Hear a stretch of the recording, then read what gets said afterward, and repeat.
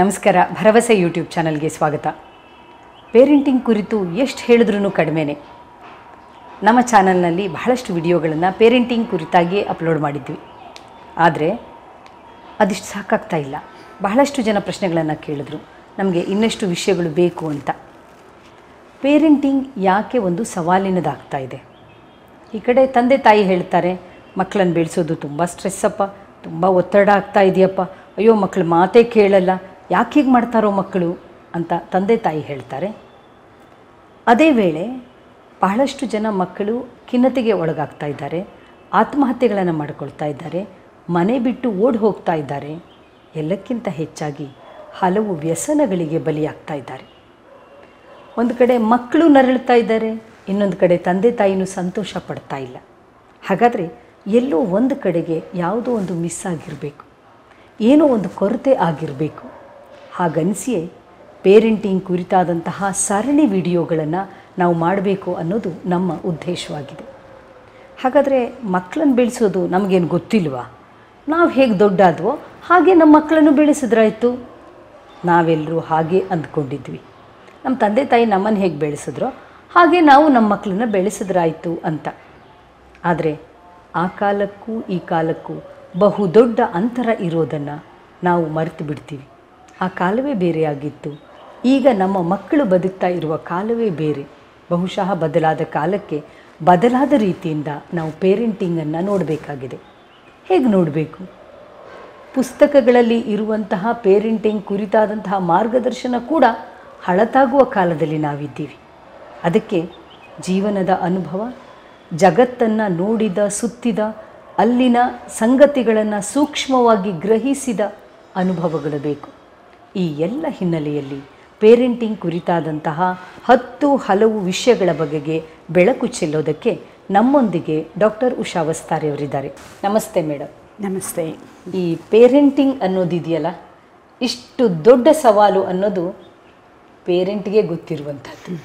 ಅದು ನಾವು ನಮ್ಮ ಕಾಲವನ್ನು ದಾಟ್ಕೊಂಡು ಬಂದ, ಅಂದರೆ ಈಗ ನಮ್ಮ ಮಕ್ಕಳೆಲ್ಲ ದೊಡ್ಡವರಾಗಿರ್ಬೋದು, ಇನ್ನು ಚಿಕ್ಕ ವಯಸ್ಸಿನ ಮಕ್ಕಳು ಇರುವಂತಹ ತಂದೆ ತಾಯಿ ಪೇರೆಂಟಿಂಗನ್ನು ಅರ್ಥ ಮಾಡ್ಕೊಳ್ಬೇಕಾದ ರೀತಿಯೇ ಬೇರೆ ಅಂತ ಅನಿಸುತ್ತೆ. ಒಟ್ಟಾರೆಯಾಗಿ ಪೇರೆಂಟಿಂಗನ್ನು ನೀವು ಹೇಗೆ ವಿಶ್ಲೇಷಿಸ್ತೀರಿ ಮೇಡಮ್? ಹೌದು ಸುಧಾ, ನೀವು ಹೇಳ್ತಾ ಇರೋದು ಪೇರೆಂಟಿಂಗ್ ಅನ್ನೋದು ಎಷ್ಟು ಇಂಪಾರ್ಟೆಂಟೋ ಅಷ್ಟೇ ಈಗಿನ ಕಾಲದಲ್ಲಿ ಸ್ಟ್ರೆಸ್ಸು ಆಗ್ತಾಯಿದೆ ಪೇರೆಂಟ್ಸ್ಗೆ. ಅದರಿಂದ ಇವತ್ತಿನ ಪೂರ್ತಿ ಡಿಸ್ಕಷನನ್ನು 2 ಅಂಶಗಳ ಮೂಲಕ ನಾವು ತಿಳ್ಕೊಳ್ಳೋಣ ಅಂತೆ. ಏನದು? ಒಂದು, we need to learn as parents so that we can evolve, ವಿಕಸನ ಹೊಂದಬೇಕು. ವಿಕಸನ ಹೊಂದೋದು ಅಂತಂದರೆ ನಾವು ಹೊಸದಾಗಿ ಕಲಿಬೇಕು ಈ ಪೇರೆಂಟಿಂಗ್ ಬಗ್ಗೆನೂ. ಹಾಗೆ ಮತ್ತೊಂದು, ಈ ಪೇರೆಂಟಿಂಗ್ ಅನ್ನೋದು has to be a joyful experience. ಅದಕ್ಕಿಂತ ಜಾಯ್ಫುಲ್ ಎಕ್ಸ್ಪೀರಿಯನ್ಸ್ ನನ್ನ ಪ್ರಕಾರ ಮತ್ತೊಂದಿಲ್ಲ. ಈ 2 ಅಂಶಗಳಿಂದ ನಾವು ಇಡೀ ಡಿಸ್ಕಷನ್ನ ತೊಗೊಂಡು ಹೋಗೋಣ ಅಂತೆ. ಒಂದು ಸಿದ್ಧ ಮಾದರಿಯ ಪೇರೆಂಟಿಂಗ್ ನಮಗೀಗ ಸಾಧ್ಯ ಆಗಲ್ಲ ಅಂತ ಅನಿಸುತ್ತೆ. ನಮ್ಮ ತಂದೆ ತಾಯಿ ನಮ್ಮನ್ನು ಹೇಗೆ ಬೆಳೆಸಿದ್ರೋ, ನಾವು ಹೇಗೆ ಬೆಳೆದ್ವೋ ಹಾಗೆ ಇವತ್ತಿನ ಪೇರೆಂಟಿಂಗು ಅಥವಾ ಇವತ್ತಿನ ತಂದೆ ತಾಯಿ ಮಕ್ಕಳನ್ನು ಬೆಳೆಸೋದಕ್ಕೆ ಸಾಧ್ಯ ಆಗ್ತಾ ಇಲ್ಲವೇನೋ ಅನಿಸುತ್ತೆ. ಹೌದು ಸುಧಾ. ಮತ್ತು ಈ ಥರ ನೋಡೋಣ ಪೇರೆಂಟಿಂಗನ್ನು. ನಾವು ವೈಜ್ಞಾನಿಕವಾಗಿ ನೋಡಿದಾಗ ಮತ್ತೆ everything is common for all parents, irrespective of socio economic educational background of the parents. ಏನಂದರೆ, ನಾವು ಆ್ಯಸ್ ಪೇರೆಂಟ್ಸ್ ನಾವು ಯಾವುದಕ್ಕೆ ಪ್ರಾಮುಖ್ಯತೆ ಕೊಡ್ತೀವೋ, what do we value as parents ಅನ್ನೋದು ತುಂಬ ಮುಖ್ಯ ಆಗುತ್ತೆ. As parents if we value education, ಆವಾಗ ನಾವು ವಿದ್ಯೆಗೆ, ಎಜುಕೇಷನ್ಗೆ ಬೆಲೆ ಕೊಡ್ತೀವಿ. ಅದೇ if we value about making money, ಆಗ ಯಾತಕ್ಕೆ ನಾವು ಎಫರ್ಟ್ಗೆ ಮತ್ತು ಹಾರ್ಡ್ ವರ್ಕ್ಗೆ ಪ್ರಾಮುಖ್ಯತೆ ಕೊಡ್ತೀವಿ. ಹಾಗೆ ಇಫ್ ಪೇರೆಂಟ್ಸ್ ವ್ಯಾಲ್ಯೂಸ್, ಜೀವನದ ಮೌಲ್ಯಗಳಿಗೆ ತುಂಬ ಅವರು ಒತ್ತಾಸೆ ಕೊಟ್ಟರೆ, ಆಗ either from A religious background ಅಥವಾ ಕೆಲವರು ನಾಸ್ತಿಕರು ಇರಬಹುದು, but they are very particular about ಮಕ್ಕಳಿಗೆ ತುಂಬ ಚೆನ್ನಾಗಿ ಓದಿಸ್ಬೇಕು ಅಥವಾ ಯಾವುದೋ ಸ್ಪೋರ್ಟ್ಸಲ್ಲೋ ಸಂಗೀತದಲ್ಲೋ ಏನಲ್ಲಾದರೂ ಮುಂದೆ ತರಬೇಕು ಓದೋದ್ರಲ್ಲೇ ಅಂತ ಅಂದ್ಬಿಟ್ಟು, ಆಗ ಆ ವ್ಯಾಲ್ಯೂಸ್ ಬಗ್ಗೆ ಎಷ್ಟು ಇಂಪಾರ್ಟೆಂಟ್ ಅನ್ನೋದನ್ನು ಮಕ್ಕಳಿಗೆ ಮುಂಚಿಂದಾನು ತಿಳಿಸ್ಕೊಟ್ಟು ಆ ಸೆಲ್ಫ್ ಡಿಸಿಪ್ಲಿನ್ ಬಗ್ಗೆ, ಸೆಲ್ಫ್ ರೆಗ್ಯುಲೇಷನ್ ಬಗ್ಗೆ, ವಿಲ್ ಪವರ್ ಬಗ್ಗೆ ಇದನ್ನೆಲ್ಲ ತಿಳಿಸ್ಕೊಟ್ಟು ಬೆಳೆಸ್ತಾರೆ. ಹಾಗೆ ಕೊನೆಯದಾಗಿ ಇಫ್ ಪೇರೆಂಟ್ಸ್ ವ್ಯಾಲ್ಯೂ ಫ್ರೀಡಮ್, ಯಾಕೆ ಬಿಕಾಸ್ ಈಗಿನ ಪೇರೆಂಟ್ಸ್ ಜನ್ರೇಷನ್ನು ಅವರು ಬೆಳೆದಾಗ ಅವ್ರ ತಂದೆ ತಾಯಿ ಎಷ್ಟು ನಿಯಮಗಳಿಂದ ಬೆಳೆಸಿದ್ರು. ತುಂಬ ಸಲ ಈಗ ಅದು ಇಷ್ಟನೇ ಆಗೋದಿಲ್ಲ. ರೆಸ್ಟ್ರಿಕ್ಷನ್ಸ್ ತುಂಬ ಇರ್ತಾಯಿತ್ತು, ತುಂಬ ರೂಲ್ಸ್ ಆ್ಯಂಡ್ ರೆಗ್ಯುಲೇಷನ್ಸ್ ಅಂತ ತಲೆನಲ್ಲಿ ಕೂತ್ಬಿಟ್ಟಿದೆ ತುಂಬ ಜನ ಪೇರೆಂಟ್ಸ್ಗೆ. ಆದ್ದರಿಂದ ಈ ಥರ ನಾವು ಬೆಳೆಸಬಾರ್ದು ನಮ್ಮ ಮಕ್ಕಳನ್ನು ಅಂತ. ನೀವು ಹೆಂಗೆ ಹೇಳಿದ್ರೋ, ನಮ್ಮ ಪೇರೆಂಟ್ಸ್ ಹೆಂಗೆ ಬೆಳೆಸಿದ್ರೋ ನಾವು ಹಾಗೆ ಬೆಳೆಸ್ತೀವಿ ಅಂತ ಒಂಥರ ಆದರೆ, ಮತ್ತು ಇನ್ನೊಂದು ಗ್ರೂಪ್ ಆಫ್ ಪೇರೆಂಟ್ಸ್ ನಮಗೆ ಇಷ್ಟೊಂದು ಕಷ್ಟ ಆಯ್ತಲ್ಲ, ನಮಗೆ ಫ್ರೀಡಮ್ಮೇ ಇರಲಿಲ್ಲ, ಆದ್ದರಿಂದ ನಾವು ನಮ್ಮ ತಂದೆ ತಾಯಿಗಳ ಥರ ಬೆಳೆಸಬಾರ್ದು ಅನ್ನೋ ಒಂದು ಮನಸ್ಸಿನಲ್ಲಿ ಇದ್ಬಿಟ್ಟಿದೆ. ಆಗ ಪೇರೆಂಟ್ಸ್ ಏನು ಮಾಡ್ತಾರೆ, ಇಫ್ ದೇ ವ್ಯಾಲ್ಯೂ ಫ್ರೀಡಮ್, ಮಕ್ಕಳಿಗೆ ತುಂಬ ಫ್ರೀಡಮ್ ಕೊಡ್ತಾರೆ, ಡಿಸಿಷನ್ ಮೇಕಿಂಗಲ್ಲೇ ಫ್ರೀಡಮ್ ಕೊಡ್ತಾರೆ. ಬಟ್ ಆ ಡಿಸಿಷನ್ ಮೇಕಿಂಗಲ್ಲಿ ಯಾವ ಥರ ಫ್ರೀಡಮ್ ಕೊಡಬೇಕು ಅಂತ ಪೇರೆಂಟ್ಸ್ಗೆ ಗೊತ್ತಿಲ್ಲದೆ ಹೋದರೆ, ದೆನ್ ಅವರು as they become teenagers or even young adults ಆಗ ತೊಂದರೆ ಆಗಿಬಿಡತ್ತೆ. ಆ ಫ್ರೀಡಮ್ ಫಾರ್ ದ ಸೆನ್ಸಸ್ ಆಗತ್ತೆ rather than freedom from the senses, ಅಥವಾ ಸ್ವೇಚ್ಛಾಚಾರ ಆಗಿಬಿಡತ್ತೆ. ನನಗೆ ಟೈಮ್ ಇದೆ, ದುಡ್ಡಿದೆ, ಬೇಕಾದಷ್ಟು ಏನು ಬೇಕಾದರೂ ಸಿಗುವಾಗ ನಾನು ಹೆಂಗೆ ಬೇಕಾದರೂ ಇರಬಹುದು ಅನ್ನೋ ಒಂದು ತಪ್ಪು ತಿಳುವಳಿಕೆ ಬಂದ್ಬಿಡತ್ತೆ. ಸೊ ಇದನ್ನು ನಾವು ಗಮನದಲ್ಲಿಟ್ಕೊಂಡಾಗ, ನಾವು ಯೋಚನೆ ಮಾಡಿದಾಗ, if we value education Sudha, ಆವಾಗ ಇದು ಎಲ್ಲನೂ ಅದ್ರ ಒಳಗಡೆನೇ ಬಂದ್ಬಿಡತ್ತೆ, ಇನ್ಕ್ಲೂಡಿಂಗ್ ಫ್ರೀಡಮ್. ಫ್ರೀಡಮ್ ಅಂದರೆ ಏನು? ಆವಾಗಲೇ ಹೇಳ್ದಂಗೆ self discipline is the highest freedom for A person ಅಂತ. ನೋಡಿ, ಸೆಲ್ಫ್ ಡಿಸಿಪ್ಲಿನ್, ಇನ್ನೊಬ್ಬರು ಡಿಸಿಪ್ಲಿನ್ ಮಾಡ್ತಾರೆ ಅನ್ನೋದಕ್ಕಲ್ಲ, ನಮಗೆ ನಾವು ಒಂದು ನಿಯಮಗಳನ್ನು ಹಾಕ್ಕೊಂಡ್ರೆ, ಯಾತಕ್ಕೆ ಯಾವುದು ಒಳ್ಳೆಯದು ಶಾರ್ಟ್ ಟರ್ಮ್, ಯಾವುದು ಒಳ್ಳೆಯದು ಲಾಂಗ್ ಟರ್ಮ್ ಅನ್ನೋದನ್ನು ಅರ್ಥ ಮಾಡಿಕೊಂಡು ಒಂದು ನಿಯಮಗಳನ್ನು ಹಾಕ್ಕೊಂಡಾಗ ಎಲ್ಲದೂ, whether it is making money, valuing values, ಅಥವಾ valuing freedom, all of that will come under education. So ಎಜುಕೇಷನ್ಗೆ ನಾವು ಜಾಸ್ತಿ ಒತ್ತಾಸೆ ಕೊಟ್ಟರೆ, ಅದಕ್ಕೆ ಪ್ರಾಮುಖ್ಯತೆ ಕೊಟ್ಟರೆ, ಹವೆವರ್ ಇಲ್ಲೂ ನಾವು ಹುಷಾರಾಗಿರಬೇಕು ಸುಧಾ. ಎಜುಕೇಷನ್ ಅಂದ ತಕ್ಷಣ ಈ ಕಾಲೇಜಿಗೆ ಕಳಿಸಿ, ಆ ಯೂನಿವರ್ಸಿಟಿಗೆ ಕಳಿಸಿ, ಬರೀ ಟೈಟಲ್ಸ್ ಅಷ್ಟೊಂದೇ ನೋಡೋಕ್ಕೆ ಆಗಲ್ಲ. ಈಗ we also have to think about multiple intelligences. ಈಗ ಮುಂಚೆನೂ ಹಾಗೆ ಇದ್ರೂ ಈಗಂತೂ ನಮಗೆ ತುಂಬ ಚೆನ್ನಾಗಿ ಗೊತ್ತಾಗ್ತಾ ಇದೆ, ಎಸ್ಪೆಷಲಿ ಮಕ್ಕಳಲ್ಲಿ. ಎಲ್ಲ ಮಕ್ಕಳು ಒಂದೇ ಥರ ಕಲಿಯಲ್ಲ, ಒಂದೊಂದು ಮಗು ಒಂದೊಂದು ಥರ ಕಲಿಯತ್ತೆ.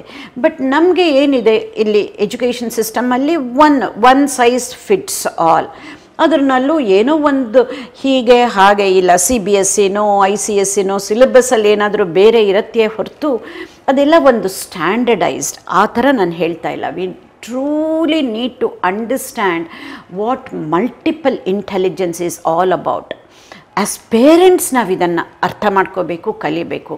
ಸೊ ಹಂಗೆ ಮಾಡಿದಾಗ ಈ ಬರೀ ಎಜುಕೇಷನ್ ನಾಟ್ ಜಸ್ಟ್ ಒಂದು ಟೈಟಲ್ಗೆ ಆಮೇಲೆ ಹೊಟ್ಟೆಪಾಡಿಗೆ ಒಂದೇ ಅಲ್ಲ, ಅದಲ್ಲದೆ ಒಂದು ತಮ್ಮ ಮಕ್ಕಳನ್ನು ಮುಂದಿನ ಪ್ರಜೆಗಳನ್ನಾಗಿ, valued citizen, conscious citizen, mindful citizen, awakened citizen ಆಗಿ ಮಾಡೋ ಒಂದು ಅವಕಾಶ ಪೇರೆಂಟ್ಸ್ ಬೆಳೆಸ್ಕೊಡ್ಬೇಕು ಮಕ್ಕಳಿಗಾಗಿ ಅಂತ. ನೀವು ಇದನ್ನು ಒಂದು ಅವಕಾಶ ಅಂತ ಕರೆದ್ರಿ. ನಿಜವಾಗಿಯೂ ಅದು ಮಕ್ಕಳನ್ನು ಬೆಳೆಸುವ ಅವಕಾಶದ ಜೊತೆಗೆ ನಾವು ಬೆಳೆಯೋದಕ್ಕೆ ಇರುವ ಅವಕಾಶ ಅಂತ ನನಗೆ ನಿಮ್ಮ ಇಡೀ ಮಾತುಗಳನ್ನು ಕೇಳಿದಾಗ ಅನ್ನಿಸ್ತಾ ಇರುವಂಥದ್ದು. ಬಹುಶಃ ನಿಮ್ಮ ಇವತ್ತಿನ ಮಾತುಗಳನ್ನು ಒಂದು ಸಮ್ಮರೈಸ್ ಮಾಡಿ ಹೇಳೋದಾದರೆ, ಮಕ್ಕಳನ್ನು ಬೆಳೆಸೋದಕ್ಕಾಗಿ ನಾವು ಸಿದ್ಧವಾಗೋದು ಅಂದರೆ ನಮ್ಮಲ್ಲಿಯೇ ನಮಗೆ ಇನ್ನಷ್ಟು ಸ್ಪಷ್ಟತೆ ಬರಬೇಕು, ನಾವು ಯಾವುದಕ್ಕೆ ಜಾಸ್ತಿ ಗಮನವನ್ನು ಕೊಡ್ತಾ ಇದ್ದೀವಿ ಅಂತ. ಉದಾಹರಣೆಗೆ ನಾವು ಬೇರೆ ಬೇರೆದಕ್ಕೆ ಗಮನ ಕೊಡ್ತಿರಬಹುದೇನೋ, ಆದರೆ ಈಗ ಅರ್ಥ ಆಯಿತು, ನಾವು ಶಿಕ್ಷಣ ಅಂದರೆ ಅದು ಡಿಗ್ರಿ ಈ ಥರದಕ್ಕೆ ಅಲ್ಲ, ಬದುಕಿನ ಶಿಕ್ಷಣಕ್ಕೆ ಹೆಚ್ಚು ಮಹತ್ವ ಕೊಟ್ಟ ಹಾಗೆ ನಮ್ಮ ಮಕ್ಕಳಿಗೂ ಕೂಡ ಅದು ಸಹಜವಾಗಿಯೇ ಹರಿದು ಬರುತ್ತೆ. ಅಂದರೆ ನಾವು ಯಾವುದನ್ನು ಹೆಚ್ಚು ಪ್ರತಿಪಾದಿಸ್ತೀವೋ ಅದು ನಮ್ಮ ಮಕ್ಕಳು ಕೂಡ ಮುಂದೆ ಅದನ್ನೇ ಮುಂದುವರಿಸಿಕೊಂಡು ಹೋಗ್ತಾರೆ. ಹಾಗಾಗಿ ನಮಗೆ ನಾವು ಏನನ್ನು ಹೇಳ್ತಾ ಇದ್ದೀವಿ, ನಾವು ಹೇಗೆ ಬದುಕ್ತಾ ಇದ್ದೀವಿ, ಇದು ಸ್ಪಷ್ಟವಾಗ್ತಾ ಹೋದ ಹಾಗೆ ನಾವು ಮಕ್ಕಳನ್ನು ಬೆಳೆಸೋದು ಕಷ್ಟವಾಗಲ್ಲ.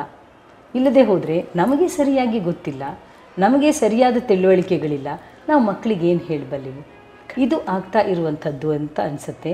ಮತ್ತು ನೀವು ಆರಂಭದಲ್ಲಿ ಹೇಳಿದ್ರಲ್ಲ, ಇವತ್ತಿನ ಮಾತುಕತೆಯನ್ನು ನಾವು 2 ಅಂಶಗಳ ಮೇಲೆ ಇವತ್ತು ನಿಲ್ಲಿಸ್ತಾ ಇದ್ದೀವಿ ಅಂತ.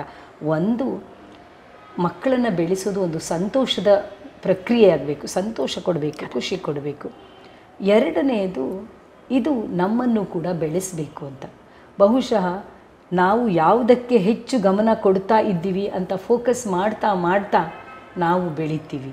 ಮತ್ತು ಆ ಫೋಕಸ್ ಮಾಡೋದು, ಬೆಳೆಯೋದು ನಮ್ಮಲ್ಲಿ ಸಂತೋಷವನ್ನು ಕೊಡುತ್ತೆ. ಬಹುಶಃ ಇವೆಲ್ಲದರ ಒಂದು ಪ್ರಕ್ರಿಯೆಯಾಗಿ ಮಕ್ಕಳು ಬೆಳೆದು ಬಿಡ್ತಾರೆ. ಮಕ್ಕಳು ಬೆಳೆದಿದ್ದೇ ಗೊತ್ತಾಗಲ್ಲ ಅಂತ ಅಂತಾರಲ್ಲ, ಹಾಗೆ ನಾವು ಬೆಳೀತಾ ಬೆಳೀತಾ ಬರ್ತೀವಿ, ನಮ್ಮ ಜೊತೆಗೆ ಮಕ್ಕಳು ಬೆಳೆದು ಬಿಡ್ತಾರೆ.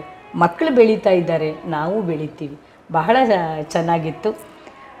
ಪ್ರೀತಿಯ ವೀಕ್ಷಕರೇ, ಮಕ್ಕಳನ್ನು ಬೆಳೆಸೋದು ಕಷ್ಟ ಅಲ್ಲ, ಮಕ್ಕಳನ್ನು ಬೆಳೆಸೋದು ಖುಷಿಯ ಕೆಲಸ.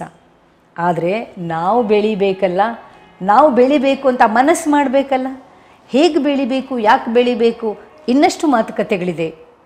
ಭರವಸೆನ ದಯವಿಟ್ಟು ಇನ್ನಷ್ಟು ಜನರಿಗೆ ಶೇರ್ ಮಾಡಿ.